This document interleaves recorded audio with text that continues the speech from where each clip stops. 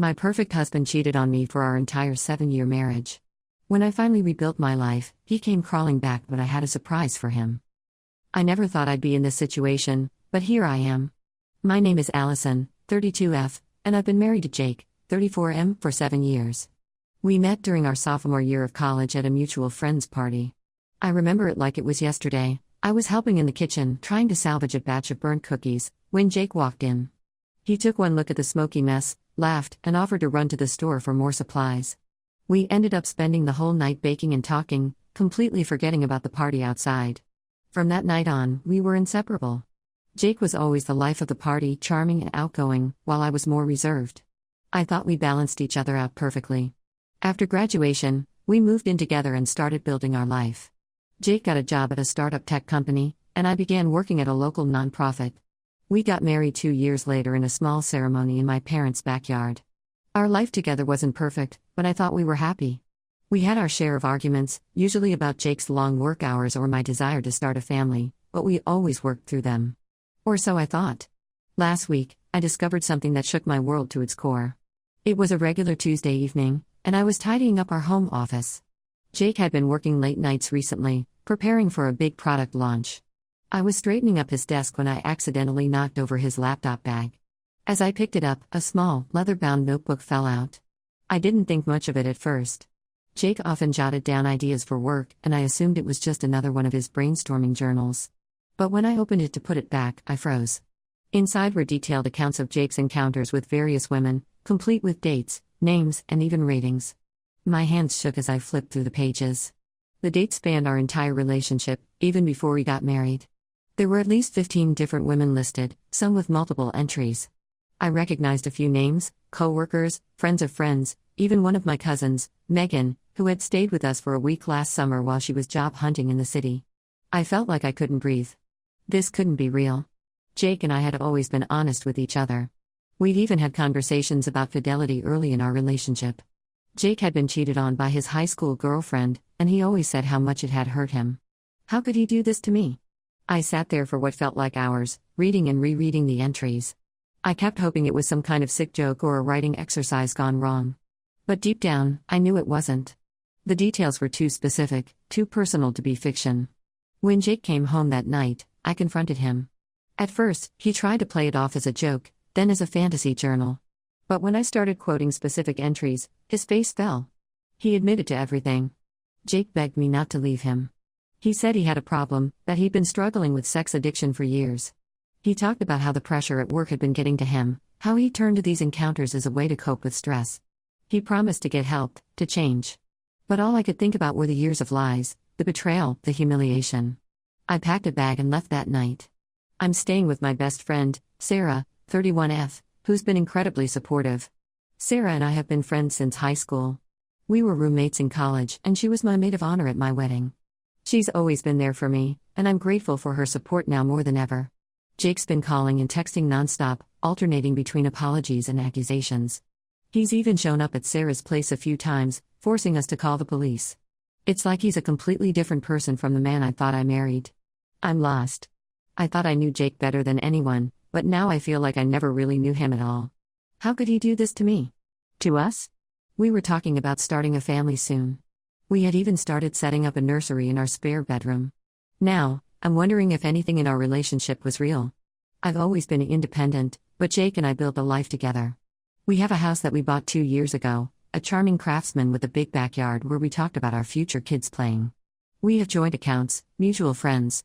The thought of untangling all of that is overwhelming. But staying with him seems impossible. How can I ever trust him again? I haven't told many people yet. I'm embarrassed and ashamed, even though I know I shouldn't be. I keep replaying our entire relationship in my head, wondering if there were signs I missed. Was I just willfully blind? I remember times when Jake would come home late smelling of perfume, claiming he had been at a client dinner. Or the times he'd be overly protective of his phone. But I always trusted him, always gave him the benefit of the doubt. Jake's family has gotten involved now. His sister, Emma, 29F, called me yesterday. Emma and I have always been close, we even started a book club together last year. But now she's trying to convince me that Jake's behavior was just a phase, that all men struggle with fidelity. I was furious. This wasn't a one-time mistake or a moment of weakness. This was years of calculated deception. I'm considering my options now. Part of me wants to just walk away from everything and start fresh somewhere new. Maybe I could take that job offer in Seattle that I turned down last year to stay close to Jake's family. Another part wants to fight for what's mine. After all, I put my career on hold to support Jake's ambitions. When he got the opportunity to join the startup, I was the one who encouraged him to take the risk. I took a lower-paying job closer to home so he could work the long hours needed to get the company off the ground. But mostly, I just feel numb. The future I thought I had, the home, the family, growing old together, it's all gone. Replaced by this horrible reality where the person I trusted most in the world has been lying to me for years. I guess I'm looking for advice, support, or maybe just a place to vent.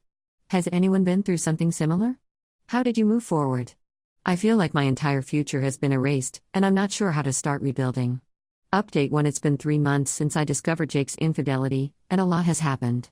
I wanted to update you all because your support and advice have been invaluable during this difficult time.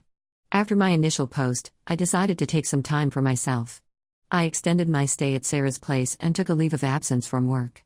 My boss, Karen, 45F, was incredibly understanding. She even shared that she had gone through a similar situation in her first marriage. I needed space to think and process everything without Jake's constant attempts to contact me. During this time, I also sought legal advice. I learned that Jake's infidelity could potentially impact our divorce settlement, especially given the duration and extent of his affairs. My lawyer advised me to gather as much evidence as possible, so I went back to our house when Jake was at work and retrieved the notebook, as well as made copies of relevant emails and text messages I found on our shared computer. Going back to the house was harder than I expected. Everywhere I looked, there were memories. The kitchen where we used to cook Sunday brunches together. The living room where we'd have movie marathons on rainy weekends. Even the garden we had planted together last spring. It all felt tainted now. About a month after I left, Jake's behavior took a turn for the worse. He started spreading rumors among our friends that I had cheated on him, which is why I left. Some people actually believed him, which was incredibly hurtful. Our friend Tom, 33M, who Jake and I had known since college, even called me to ask if it was true. It was a wake-up call about who my real friends were. Jake also drained our joint bank account. Fortunately, I had already moved most of my personal savings to a new account, but it was still a significant financial hit. My lawyer is addressing this in our divorce proceedings. On a more positive note, I've reconnected with my family. I was hesitant to tell them at first, but when I finally opened up to my parents and siblings, their support was overwhelming. My older brother, Mark, 36M, even offered to let me stay with him and his wife in their guest house while I figure things out. I took Mark up on his offer and moved out of Sarah's place last month. It's been good to have family around, especially as I navigate the divorce process. Mark's wife, Lisa, 34F, has been particularly supportive. She went through a divorce herself before meeting Mark, and her insights have been incredibly helpful. Living with Mark and Lisa has also given me a chance to spend more time with my niece, Sophia, 4F. Her innocence and joy have been a bright spot in these dark times. We've been having weekly art nights where we paint and draw together. It's been therapeutic in a way I didn't expect. As for Jake, he's still trying to reconcile.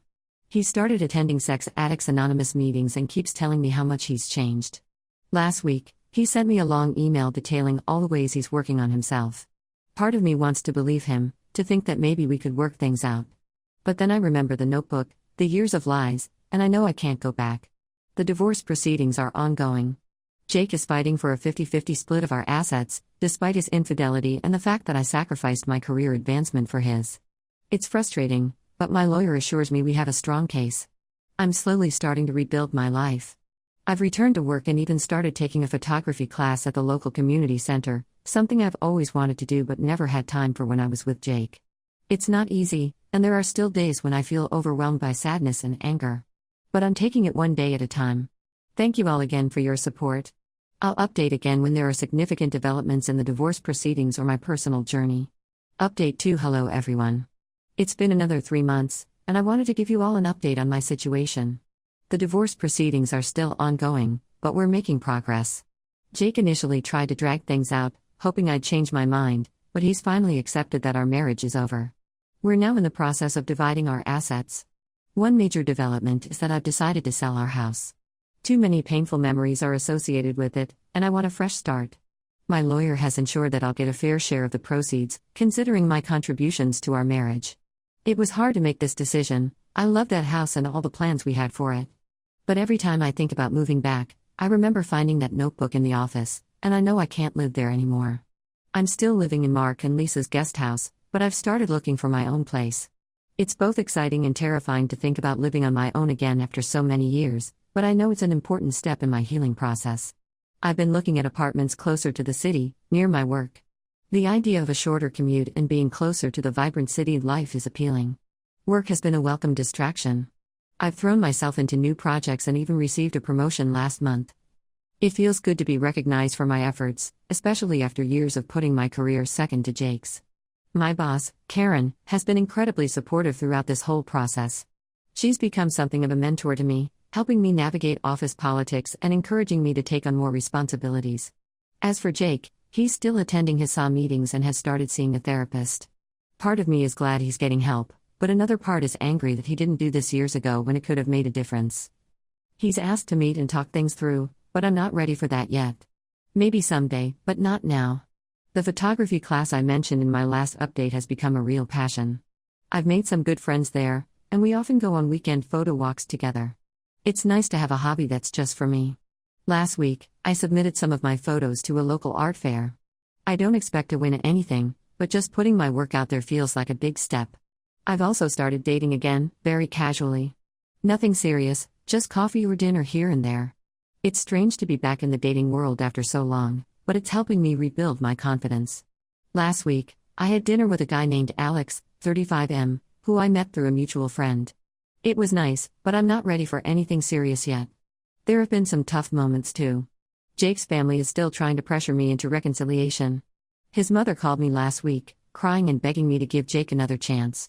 It was hard, but I stood my ground. I reminded her of all the pain Jake had caused and told her that while I appreciated her concern, my decision was final. Overall, I'm doing better. The pain isn't as raw as it was 6 months ago. I still have moments of anger and sadness, but they're less frequent. I'm learning to trust myself again and to believe that I deserve happiness. Thank you all for your continued support. Your kind words and advice have been a lifeline during this difficult time. I'll update again when the divorce is finalized or if there are any other significant changes. Update 3. Hello everyone. It's been a year since my original post, and I wanted to give you all a final update. The divorce was finalized last month. It was a long and often frustrating process, but it's finally over. In the end, I received a fair settlement, including half of the proceeds from the house sale and a portion of Jake's business assets. It's strange to think that our 7-year marriage has been reduced to a stack of legal documents and a division of property. I've moved into my own apartment. It's smaller than the house Jake and I shared, but it's all mine. I've enjoyed decorating it and making it feel like home. My photography hobby has evolved into a small side business. I do portrait sessions on weekends, and I've even had a few of my landscape photos featured in a local gallery. Last month, I was hired to photograph a friend's wedding. It was challenging but incredibly rewarding. Work continues to go well. I've taken on more responsibilities and am being considered for a management position. It feels good to be valued for my skills and hard work. Karen, my boss, has become a good friend and mentor. We often have lunch together, and she's been instrumental in helping me navigate my career growth. As for Jake, we've had minimal contact since the divorce was finalized. He sent me an email apologizing again for everything and wishing me well. I appreciated the gesture, but I have no desire to maintain a friendship or any kind of relationship with him. I heard through mutual friends that he's still attending his SAW meetings and has started volunteering at a local animal shelter. Part of me is glad he's making positive changes in his life, but I'm focused on my own path now. I've continued dating casually, but I'm in no rush to get into another serious relationship. I'm enjoying my independence and focusing on my personal growth. I've been seeing someone, David, 37M, for a couple of months now. He's kind and understanding about my past, and we're taking things slow. My relationships with friends and family have deepened over this past year. Sarah and I still have our weekly movie nights, and I've become closer to my siblings. Mark and Lisa's guest house became a second home to me during the divorce process, and I'm grateful for their support. Looking back, I can see how much I've grown and healed since that terrible day when I found Jake's notebook. While I wouldn't wish this experience on anyone, I've learned a lot about myself and my resilience. I'm stronger than I ever knew I could be. To anyone going through a similar situation, know that it does get better. It's not easy, and there will be tough days, but you're stronger than you think.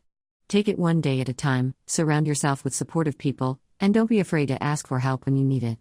Thank you all for being part of my journey. Your support and encouragement have meant more than I can express. This will be my last update. It's time to close this chapter and focus on the future. Wishing you all the best.